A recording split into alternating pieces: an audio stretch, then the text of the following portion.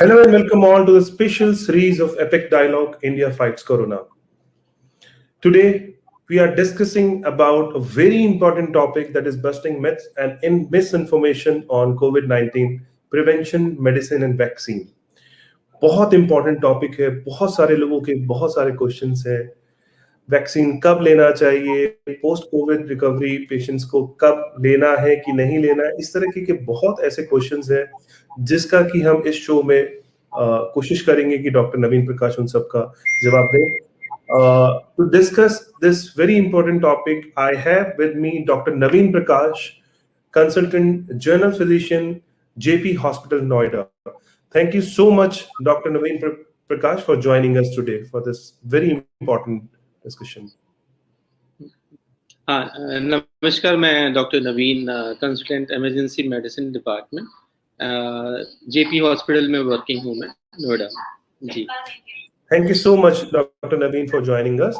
So, Epic News Network has started this series, India Fights Corona, to address all major health-related queries and to give right information to the health, related to the health and well-being. My first question to you, Dr. Naveen, हम लोगों ने देखा है कि generally कोविड-19 से, corona virus से कुछ लोग बहुत आसानी से ठीक हो जाते हैं और कुछ लोगों के अंदर ये वायरस घर कर जाता है। कुछ लोगों को बहुत सीवियर कॉम्प्लिकेशंस हो जाते हैं, कई लोगों की जान भी चली जाती है। How can the same virus effect to people differently? इसके बारे में बताइए डॉक्टर नवीन। नहीं, आज ये जो हमारा सेकेंड वेव कोरोना का आया है, इसमें इस टाइम में हम मैक्सिमम पेशेंट्स को देखा जा रहा है। जो नंबर ऑफ पेशेंट देखा जाए तो कुछ मरीज हमारे पास आते हैं जो कि 10 दिन, 14 दिन, 15 दिन, 1 महीने के बाद फुली रिकवर होके चले जाते हैं। कुछ मरीज जो है 10-15 दिन के बाद उनकी रिकवरी नहीं होती है और वो अपनी लाइफ कंप्लीट कर जाते हैं यहाँ पर।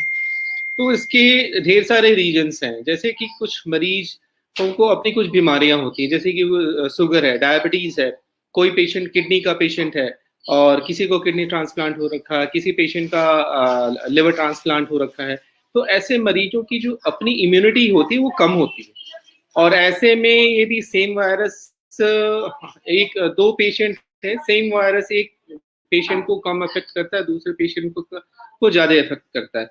रीजन है कि उनकी इम्यूनिटी कम है, वो मरीज को पहले से ढेर सारी बीमारियां हैं, वो मरीज पहले से ही इम्यूनोसप्रेसिव मेडिसिन पर चल रहे हैं, तो वो वायरस उस मरीज के ऊपर ज्यादा हावी होता है। ऐसे मरीज में वो वायरस उस मरीज के ऊपर इफेक्टिविटी उसकी ज्यादा होती है। तो ऐसे में वो मरीज जिनको ढेर सारी बीमारियां हैं, वो फिर उनकी रिकवरी नहीं हो पाती। और वो मरीज जिनकी इम्यूनिटी अच्छी है, कोई कोमोर्बिडिटीज नहीं है, कोई बीमारी पहले से नहीं है, उनकी रिकवरी अच्छी हो जाती है। जी, राइट डॉक्टर नवीन। मेरा दूसरा क्वेश्चन आपसे होगा कि हम लोग आज के टाइम में ब्लैक फंगस के बारे में रोजाना सुन रहे हैं और काफी केसेस भी आ रहे हैं। कुछ स्टेट में तो बहुत ज्यादा केसेस हैं। ब्लैक फंगस के अलावा कुछ येलो फंगस और व्हाइट फंगस की भी बात हो रही है। लोगों का कहना है कि इस तरह की फंगस जो अभी कोविड पेशेंट्स के अंदर जो ठीक हो चुके हैं उनके अंदर इसलिए आ रहे हैं क्योंकि because of this excessive usage of steroids. कितना सही है ये डॉक्टर नवीन, इसके बारे में आप बताइए। मतलब जो चीजें पोस्ट कोविड रिकवरी के बाद देखी जा रही कि कई मरीजों में फंगस ग्रोथ के केसेस मिल रहे हैं। किसी को ब्लैक फंगस, किसी को व्हाइट फंगस, किसी को yellow fungus. Fungal growth fungus या बैक्टीरिया को देखा जाए तो हमारे सारे एनवायरनमेंट में हमेशा मिलता है। ये हम मरीज के या पर्सन के इम्यूनिटी के ऊपर डिपेंड करता है। नॉर्मली यदि हमें कोई बीमारी नहीं, आपको कोई बीमारी नहीं है और हमारी इम्यूनिटी स्ट्रांग है, तो हमारी बॉडी की इम्यून सिस्टम जो है ऐसे बैक्टीरिया, ऐसे वायरसेस जो कि लगातार हमारे एनवायरनमेंट में प्रेजेंट है, इनसे फाइट करता है। और जब भी हमारे बॉडी की इम्यूनिटी या हमारा इम्यून सिस्टम कम होता है तो वो फिर चीजें उस पर वो चीजें हावी हो जाती है, चाहे वो बैक्टीरियल इन्फेक्शन हो, चाहे वो फंगल इन्फेक्शन हो। हाँ, ये देखा जाता है कि फंगल इन्फेक्शन जो है बहुत ही रेयरेस्ट इन्फेक्शन है, बहुत ही कम ह्यूमन बॉडी में पाया जाता है। म्यूकरमाइकोसिस जो कि जिसको हम ब्लैक फंगस बोलते हैं, ब्लैक फंगस ये भी एक रेयरेस्ट डिजीज है। मुझे याद है कि मैं अपने एमबीबीएस टाइम में मैंने अपनी किताबों में पढ़ा हुआ था, केसेस मिलते हैं, उस टाइम में मैंने म्यूकरमाइकोसिस के नाम से जाना जाता है, और ईयर इन्फेक्शन है, ईयर से डिस्चार्ज है, ब्लैक कलर का कुछ वैक्स यदि निकल रहा है तो there might be infection of mucormycosis. आजकल के टाइम में देखा जाए तो कोई भी पेशेंट कोविड का ट्रीटमेंट ले रहा है, depends on the severity of Covid. Covid ने उस मरीज को कितना इन्वॉल्व किया है। यदि सांस की परेशानी हो रही है, ऑक्सीजन लेवल कम है, तो स्टेरॉयड का यूज बहुत जरूरी है। स्टेरॉयड जो है एक एंटी इन्फ्लेमेटरी पार्ट है, जो कि हमें कोविड के पेशेंट में जिनको ऑक्सीजन की रिक्वायरमेंट है, जिनका रेस्पिरेटरी सिस्टम का इन्वॉल्वमेंट हो गया है, तो ऐसे में ऐसे मरीजों को स्टेरॉयड दिया जा रहा है। और स्टेरॉयड भी डिपेंड करता है कि कितने टाइम तक हमें देना है, रिकवरी के ऊपर। ऑक्सीजन लेवल जल्दी यदि रिकवर कर जा रहा है तो ऐसे में हम धीरे धीरे करके स्टेरॉयड को टेपर डाउन करके ऐसे मरीज में हम रोक देते हैं। अच्छा, ऐसे स्टेरॉयड लेने के बाद उस पेशेंट की, कोविड रिकवर्ड पेशेंट की जो इम्यूनिटी है नॉर्मल पेशेंट से थोड़ी सी कम हो जाती है। ऐसा नहीं कि सभी में ऐसा पाया जाता है, सभी में ऐसा नहीं है, हाँ किसी किसी में ऐसा मिलता है। तो ऐसे मरीज में चांसेस होते हैं कि हाँ फंगल ग्रोथ हो सकता है, बैक्टीरियल इन्फेक्शन भी हो जाते हैं कईयों पेशेंट को। तो ये सारे के सारे पोस्ट कोविड कॉम्प्लिकेशंस हैं। तो म्यूकरमाइकोसिस का देखा जाए, black fungus, white fungus, yellow fungus का देखा जाए, तो पोस्ट कोविड रिकवर्ड पेशेंट में जिन पेशेंट में जिनकी इम्यूनिटी थोड़ी सी कम है, जिनके में स्टेरॉयड का यूज हुआ है, तो वो उनके अंदर चांसेस है इन्फेक्शन होने के। जी डॉक्टर नवीन, मैं आपसे ये जानना चाहता हूँ कि ये जो आपने कॉम्प्लिकेशंस का भी बताया, ब्लैक फंगस है, इस तरह की चीजें पोस्ट रिकवरी टाइम जो होता है कोविड पेशेंट का, उस कैसे इसको अवॉइड कर सकते हैं? वो क्या चीजें हैं जो उनको करनी चाहिए, चाहे वो लाइफस्टाइल से रिलेटेड हो, चाहे वो उनके खान पान से रिलेटेड हो? क्या वो चीजें हैं जो उनको ध्यान में रखनी चाहिए सो दैट इन सब चीजों से बचा जा सके? पोस्ट कोविड रिकवर्ड पेशेंट में थोड़ा सा कई चीजें हैं जो हमें ध्यान में रखना चाहिए, क्योंकि ऐसे पेशेंट्स की इम्यूनिटी पहले से थोड़ी सी वीक होती है। तो ऐसे मरीज को थोड़ा सा इन्वायरमेंट, होम इन्वायरमेंट रहना चाहिए, यूजुअली बाहर कम निकलना चाहिए। हाँ, फ्रेश एयर के लिए सनलाइट में बैठ सकते हैं, लेकिन डस्टी एरियाज हो, मॉइस्ट एरियाज हो, जिस घर में सिलन हो वैसे कमरे में नहीं रहना चाहिए। पेड़ पौधे, ग्रीन एरिया से दूर होना चाहिए, क्योंकि ऐसे में जहाँ पर जो एरिया मॉइस्ट है, जो डैम्पनेस है जिस एरिया में, और पेड़ पौधे जहाँ गीला है, और पशु जिन घरों में पशुएं हैं और काऊ डंग है या उनके जो गोबर हैं, तो ऐसे जगहों को अवॉइड करना चाहिए, ऐसे जगहों में नहीं जाना चाहिए। यदि जाने की बहुत जरूरत लगती है तो प्रॉपर मास्क, ग्लव्स, गम बूट्स जो पूरे शूज पहनकर और कवर होके निकल सकते हैं। तो ये चीजें थोड़ी सी सावधानी बरतनी होती है जब तक कि इम्यूनिटी सिस्टम स्ट्रांग ना हो जाए, इम्यूनिटी हमारी कंप्लीट ना हो जाए, एंटीबॉडीज फॉर्मेशन अच्छे से ना हो जाए, तब तक ये चीजें तो हमें ध्यान में देनी पड़ती है। जहां तक डाइट की बात है, खान, हाँ जी बताएं। Please go ahead. हाँ, खाने पीने का है, जहां तक कि खाने में जैसा बोला जाता है कि कोविड जो है वायरल इन्फेक्शन, तो वायरल इन्फेक्शन में प्रोटीन लॉस अच्छा खासा होता है, जिसकी वजह से वीकनेस होती है शरीर में। तो ऐसे में ड्यूरिंग कोविड या पोस्ट कोविड देखा जाए तो प्रोटीन रिच डाइट लेना चाहिए, और कुछ माइक्रो न्यूट्रिएंट्स हैं, सप्लीमेंट्स हैं, तो इनका रोल थोड़ा सा इम्यूनिटी स्ट्रॉन्ग करना प्लस बॉडी के को स्ट्रॉन्ग रखने में काम आता है। जैसे कि विटामिन डी है, आपका विटामिन सी है, जिंक है, और आपका विटामिन B12 है। तो ऐसे कुछ न्यूट्रिएंट्स हैं जो कि साथ में पोस्ट कोविड रिकवरी वाले टाइम में लेना चाहिए। जी। राइट। सो डॉक्टर नवीन, मेरा आपसे अगला क्वेश्चन ये है कि we have seen that lot of post treatment complications बहुत ज्यादा लोगों में हो रहे हैं कोविड 19 हम्म, ट्रीटमेंट के हम्म, बाद। लाइक हार्ट अटैक का उनको प्रॉब्लम है, चेस्ट पेन बना हुआ है लोगों को, diabetes, hypertension, sleep disorders, weakness हो रही है। हम्म, ये क्या कॉम्प्लिकेशंस, किस तरह से बचा जा सकता है इनसे, और और ये कॉम्प्लिकेशंस क्या कोविड के बाद कितना आपस में रिलेटेड है? आप इसके बारे में थोड़ा सा बताइए।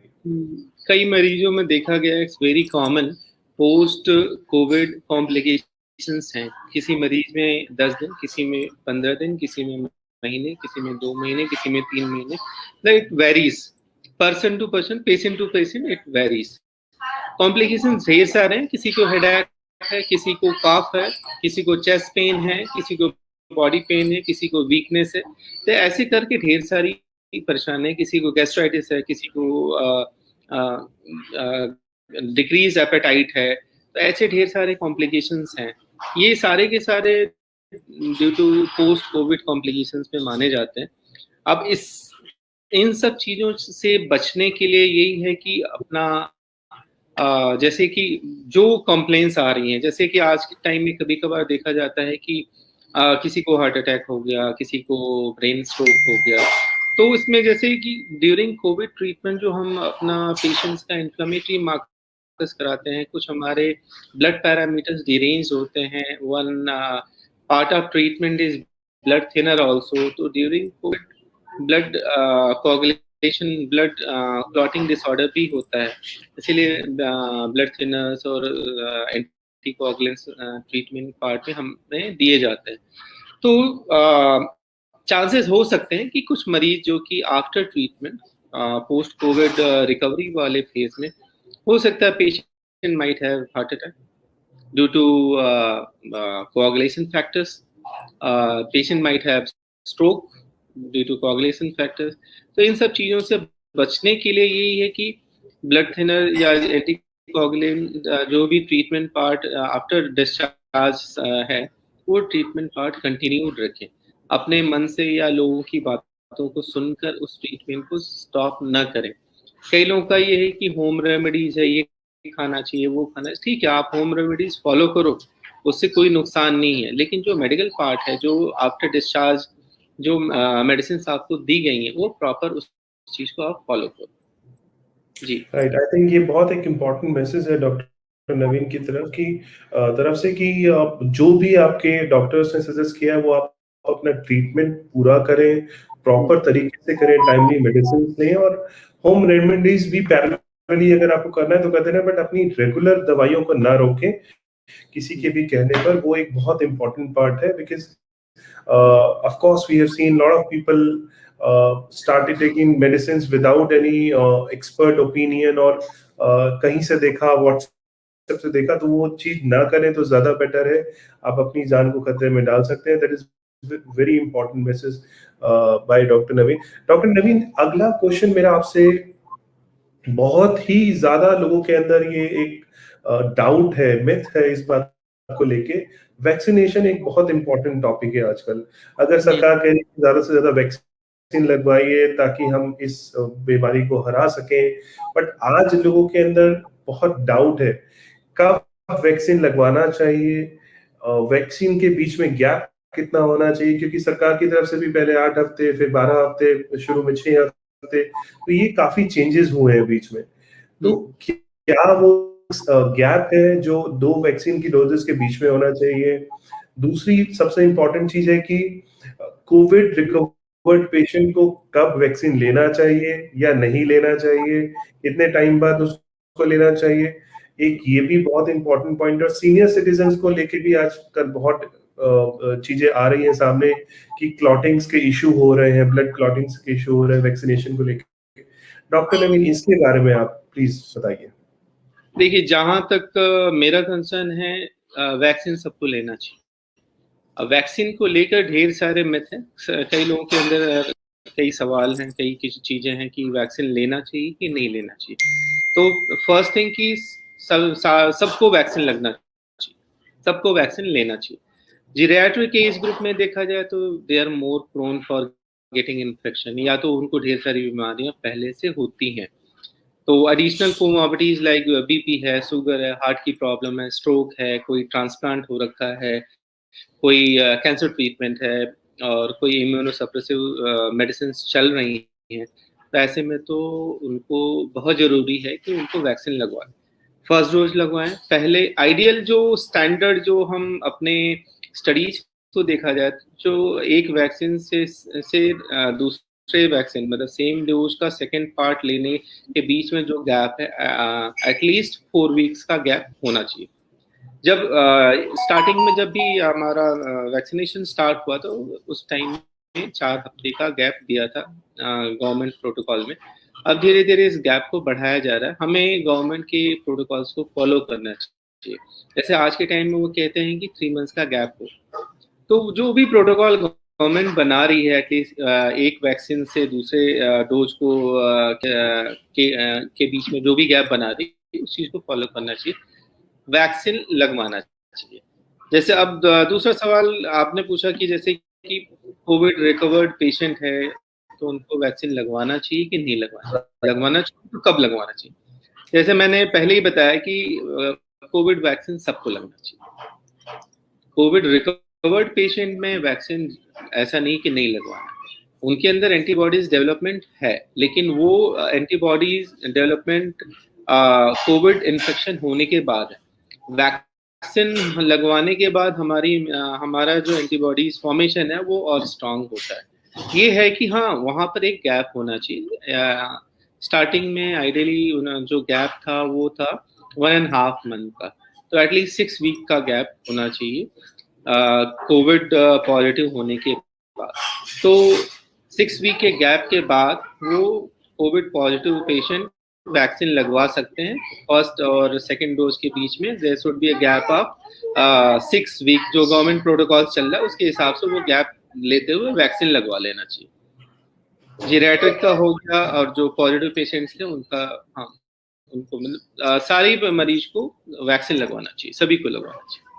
ओके, सो बहुत एक इम्पॉर्टेंट मैसेज डॉक्टर नवीन प्रकाश की तरफ से कि जो कोविड रिकवर्ड पेशेंट हैं उनको भी वैक्सीन लगवाना चाहिए, और जिसका कि नॉर्मल प्रोटोकॉल है 6 हफ्तों के बाद, ठीक होने के 6 हफ्तों बाद वो वैक्सीन का पहला डोज ले सकते हैं। ये बहुत एक इम्पॉर्टेंट मैसेज है। डॉक्टर नवीन, मैं आपसे अगला क्वेश्चन पूछना चाहूंगा कि जनरली देखा गया है कि पहले तो मैं आपसे ये पूछना चाहूंगा कि वायरस ये कितने दिनों तक हमारी बॉडी में रहता है। ये अभी तक लोगों को क्लियर नहीं है कि कुछ लोग कहते हैं कि 7 दिन में ठीक हो जाता है, कुछ लोग कहते हैं 14 दिन में ठीक हो जाता है, 14 दिन बाद हम घर से बाहर जा सकते हैं, बाकी लोगों से मिल सकते हैं। आइसोलेशन के टाइम पे भी बहुत कंफ्यूजन रहता है। बहुत सारे लोगों में देखा गया है कि एंटीजन रिपोर्ट 14 दिन के 21 दिन बाद एंटीजन रिपोर्ट उनकी नेगेटिव आई है, जबकि आरटीपीसीआर रिपोर्ट उनकी फिर से पॉजिटिव आई है। इसके बारे में बताइए, क्या चीजें हैं ये, इसके बारे में बताइए डॉक्टर। नहीं, जैसे कि कोई भी वायरल इन्फेक्शन होता है तो उनका जो इंक्यूबेशन पीरियड हमारे बॉडी में रहने और पीक तक जाने और खत्म होने का जो पीरियड होता है 7 to मतलब 1 वीक to 2 वीक्स, 7 से 14 दिन का हमारा वायरस का इंक्यूबेशन पीरियड होता है। जो भी हमने एक प्रोटोकॉल सिस्टम जो देखा होगा या सीवियरिटी ऑफ इन्फेक्शन कोविड का देखा गया है, वो 7 दिन 10 दिन में थोड़ा सा बढ़ता है, 12वें दिन तक बढ़ता है, उसके बाद वो कम होना स्टार्ट हो जाता है। तो मैक्सिमम जहाँ तक हमने देखा है 14 डेज का इंक्यूबेशन पीरियड वायरल इन्फेक्शन का होता है। कई मरीजों में जैसे देखा गया है कि 2 टेस्ट आजकल के टाइम में हमारे पास 2 टेस्ट अवेलेबल है, जैसे कि एक एंटीजन टेस्ट है जिसको हम पार टेस्ट बोलते हैं, इमीडिएट रैपिड टेस्ट बोलते हैं, और दूसरा है कोविड-19 आरटीपीसीआर टेस्ट। दोनों की अलग इम्पोर्टेंस है। जैसे कि रैपिड एंटीजन टेस्ट की सेंसिटिविटी कम है, ये ट्रू पॉजिटिव रिपोर्ट्स मतलब फॉल्स पॉजिटिव रिपोर्ट देता है बेसिकली, नहीं सॉरी, ट्रू पॉजिटिव रिपोर्ट होता है, but negative covid rapid antigen test का वैल्यू उतनी नहीं है। मीन्स इस कोविड रैपिड एंटीजन टेस्ट हुआ और रिपोर्ट पॉजिटिव है तो वो that is valuable. Negative report है तो वो उतना अवेलेबल नहीं है। आरटीपीसीआर टेस्ट मोर सेंसिटिविटी है, उसकी सेंसिटिविटी ज़्यादा है, तो उसकी पॉजिटिव रिपोर्ट को पॉजिटिव मानते हैं, नेगेटिव को नेगेटिव मानते हैं। कई पेशेंट्स में देखा गया है कि कोविड एंटीजन टेस्ट कराया, antigen test is negative after infection. Covid infection के बाद एंटीजन टेस्ट किया तो antigen is negative, but RTPCR still showing positive. 2 हफ्ते हो चुके हैं, 3 हफ्ते हो चुके हैं, सारे सिम्टम्स खत्म हो चुके हैं, फिर भी पॉजिटिव रिपोर्ट आ रहा है। तो आरटीपीसीआर जो टेस्ट है वो कोविड वायरस को डिटेक्ट करता है, वायरस को डिटेक्ट करता है, न कि वायरस वो लाइव है या डेड है उसको नहीं डिटेक्ट करता है। सिम्टम्स खत्म हो चुके हैं, 1 हफ्ते 3 से 7 दिन निकल चुके हैं, एसिम्प्टोमेटिक रहे हैं, फिर भी पॉजिटिव रिपोर्ट शो कर रहा है। मीन्स जो हमारा आरटीपीसीआर है वो मीन्स शोइंग कि हमारा जो कोविड वायरस है वो डेड वायरस है। ओके जी, सो ये एक बहुत important message again from doctor Naveen Prakash. Doctor Naveen, isolation को लेके काफी कंफ्यूजन है। कई लोग इसको 14 दिन के लिए बोलते हैं, कई लोग इसको 21 डेज के लिए बोलते हैं। सो lot of myth about this isolation thing. How many days of isolation is enough actually?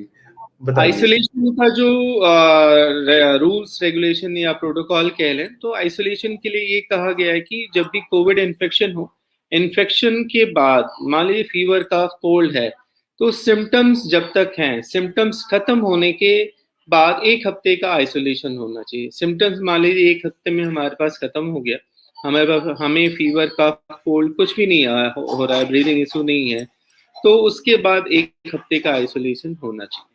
चाहे वो मान लीजिए पेशेंट को इन्फेक्शन 12 दिन रहा है, सिम्टम्स पेशेंट को 12 दिन है, तो 12 दिन के बाद 1 हफ्ते का और आइसोलेशन होना चाहिए। और हॉस्पिटल्स कहाँ तक डिस्चार्ज का देखते हैं कि यदि पेशेंट हॉस्पिटलाइज्ड है, सिम्टम्स सारे खत्म हो चुके हैं, तो 3 दिन और वो रखते हैं हॉस्पिटल में, उसके बाद डिस्चार्ज कर देते हैं और उसके बाद होम आइसोलेशन। ओके, सो सिम्टम्स अगर कोई नहीं है और 1 हफ्ते बाद उसके हम लोग अपना आइसोलेशन खत्म कर सकते हैं, होम आइसोलेशन उसके बाद हो सकता है। हाँ। तो ये बहुत एक इम्पॉर्टेंट मैसेज था। डॉक्टर नवीन, जनरली हम लोगों ने देखा गया है कि पोस्ट कोविड, जैसे आपने पहले भी जवाब दिया, कुछ किसी थोड़ा सा मेडिकल कॉम्प्लिकेशंस होते हैं, लोगों को चेस्ट पेन बना रहता है। बहुत एक इम्पॉर्टेंट चीज ये है कि लोगों को ये कब पता चले कि ये chest pain normal chest pain नहीं है, क्योंकि कई लोग इसी कंफ्यूजन में रहते हैं कि हो सकता है गैस्ट्रिक पेन हो सकता है कि ये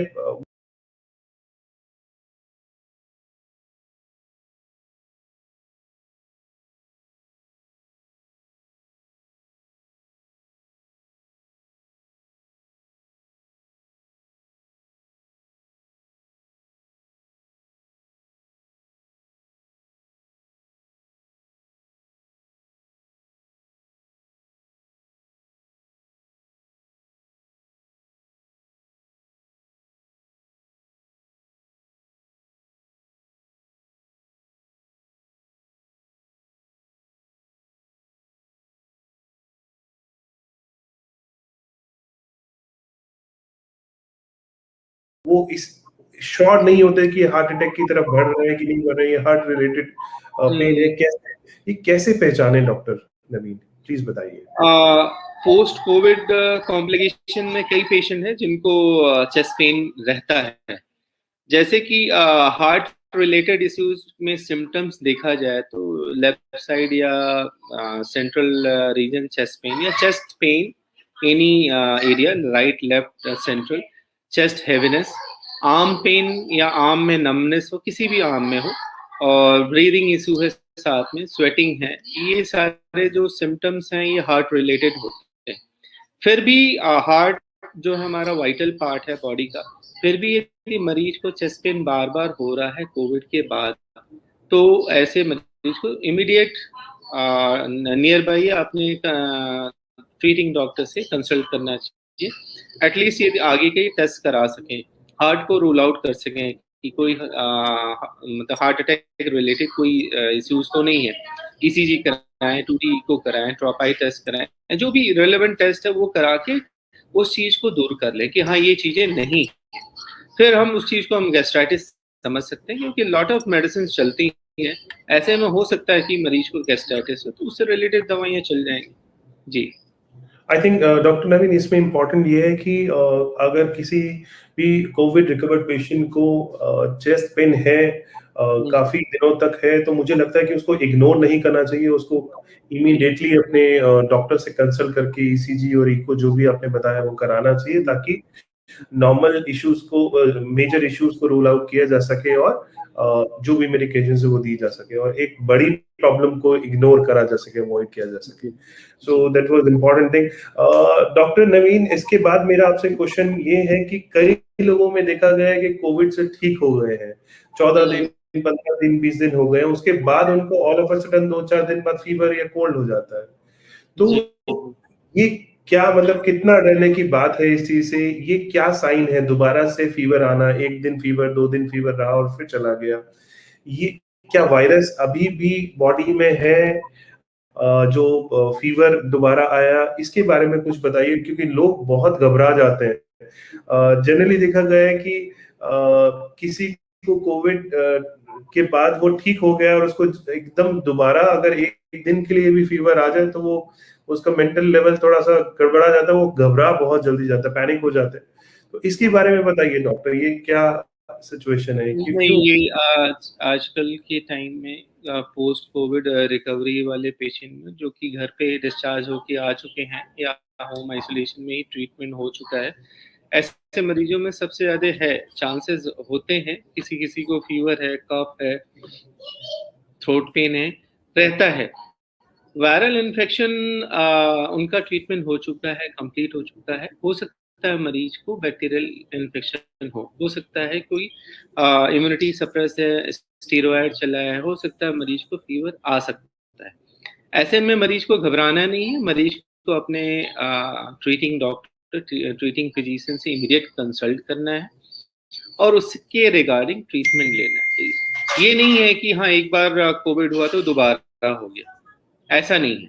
हो सकता है कि वो जो अभी का जो फीवर आया है, थ्रोट पेन, हो सकता है ये बैक्टीरियल इन्फेक्शन की वजह से हो, तो आगे की जरूरत लगती है कि हाँ आगे और टेस्ट कराना है, बैक्टीरियल ग्रोथ रिलेटेड या जो भी सिम्टम्स, प्रेजेंटिंग सिम्टम्स हैं उनके अकॉर्डिंग हम रिलेवेंट टेस्ट करा के उस चीज को हम दूर कर सकते हैं। जी Right, Dr. Naveen Prakash. I think with this, we come to an end of this episode here. I would like to thank Dr. Naveen Prakash Verma, Senior Consultant General Physician from JP Hospital, Noida. बहुत ही खूबसूरती से सभी बातों का बहुत अच्छे से जवाब दिया। आई थिंक काफी सारे लोगों के जो डाउट्स हैं वो क्लियर हुए होंगे। इस शो को देखने के बाद उनको उनके क्वेश्चंस के जवाब मिले होंगे। और एक और मैं क्वेश्चन क्लोज करने से पहले आपसे पूछना चाहूंगा डॉक्टर नवीन, क्या वो जेनरिक डूज एंड डोंट्स हैं जो एक कोविड पेशेंट को ध्यान में रखने चाहिए पोस्ट जो रिकवरी टाइम है उसके बाद भी? वो कौन से ऐसे डूज एंड डोंट्स हैं जो उनको दिमाग में रखने चाहिए? कुछ इस बारे में बताइए doctor, so that we can close. हाँ नहीं, ये this is very important question. Do's and don'ts post covid recovery वाले पेशेंट में, जो ऐसे मरीज को ये नहीं समझना चाहिए कि मुझे कोविड इन्फेक्शन हो गया है, एंटीबॉडीज बन चुकी है तो अब हमें कोविड इन्फेक्शन फिर से नहीं होगा, ऐसा कभी नहीं सोचना चाहिए। जो जनरल रूल है, जो जनरल नॉर्म्स है हमें कि हाँ मास्क पहनना, सोशल डिस्टेंसिंग, 1 मीटर का डिस्टेंस बना के रखना, और ड्यूरिंग कफिंग एंड स्नीजिंग अपने एल्बो को यूज करना, या तो टिश्यू पेपर्स यूज करना, ग्लव्स पहनना, हैंड सैनिटाइजेशन, कोई क्राउडेड, ओवर क्राउडेड एरिया में ना जाएं, डैम्प एरियाज में ना जाएं। तो ये सारी चीजें हैं जो कि पोस्ट कोविड रिकवर्ड पेशेंट को बहुत ध्यान में देना चाहिए। ऐसे मरीज को डस्टी एरिया में न जाएं, थोड़े रेगुलर एक्सर्शनल वर्क ना करें जिससे कि उनकी ब्रीदिंग प्रॉब्लम स्टार्ट हो जाए। ऐसे मरीज को जो पोस्ट कोविड रिकवरी हैं, इनको थोड़ा सा डीप ब्रीदिंग एक्सरसाइज करना चाहिए, क्योंकि लंग का इन्वॉल्वमेंट होता है, कफ के भी चांसेस होते हैं, तो स्टीम लेते रहें घर पे। और फर्दर यदि कोई कॉम्प्लिकेशन होता है तो ऐसे में इमीडिएटली कॉम्प्लिकेशंस ऐसे जो कि घर पे नहीं सही हो सके, तो ऐसे में इमीडिएट अपने डॉक्टर से कंसल्ट करें, इग्नोर ना करें चीज़ों को। जी। राइट। डॉक्टर नवीन, ये बहुत एक इम्पॉर्टेंट आपने बात बताई कि जो लोग कोविड से अभी अभी रिकवर हुए हैं वो लोग ये ना सोचें कि हम लोगों को दोबारा कोविड नहीं होगा। सो कोविड का जो नॉर्मल प्रोटोकॉल है, जो भी कोविड अप्रोप्रिएट बिहेवियर है, उसको फॉलो करें, मास्क पहने, हैंड सैनिटाइजेशन करें, दूरी बनाए रखें और जितना ज्यादा से ज्यादा हो अपने को फिट रखने की कोशिश करें। ये बहुत एक with this we come to an end of this program. We will meet again tomorrow with another medical expert. Till then, you take care of yourself and your loved ones. Thank you so much, Dr. Naveen, for joining us for Epic Dialogue India Fights Corona. Thank you so much. Okay, okay, okay. Welcome. Welcome.